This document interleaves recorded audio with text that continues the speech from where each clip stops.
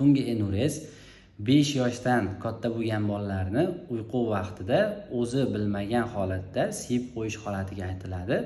Buni genetik, ya'ni ota-onada bolaligida siyib qo'yish holati bo'lsa, bolalarda ham shu holat kuzatilishi mumkin. Bu birinchi turi.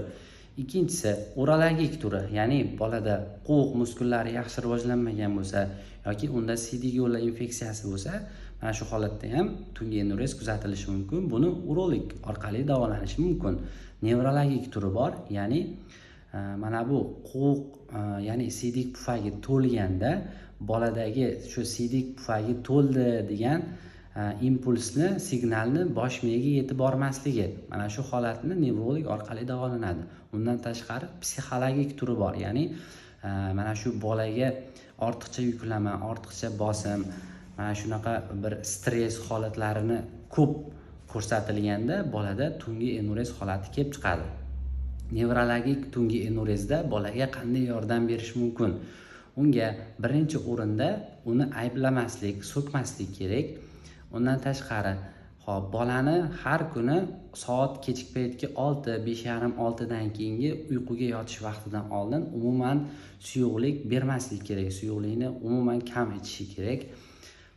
Keyin bolani har bitta siyib qo'ymagan kuni uchun taqdirlash kerak. Bugungi mana shu siyib qo'ymagan kuning uchun deb nimadir bilandir taqdirlab, o'zini yaxshi ko'rgan narsasi bilan taqdirlab qo'yish kerak.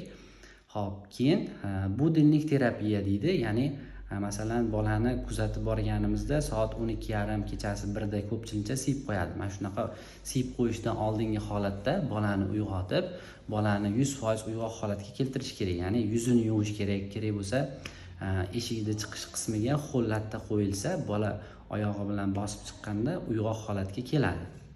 Uyg'oq holatga keltirib, bosh miyadan o'zi sekin siyish holatini chaqirish kerak-da, bola siyish refleksini chaqirish kerak.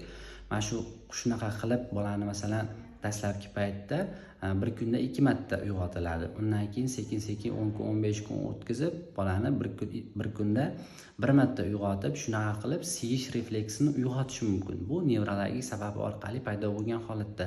Undan tashqari bolada mana bu orqa umurtqa pog'onasining yaxshi bitmasligi natijasida paydo bo'ladigan turi bor.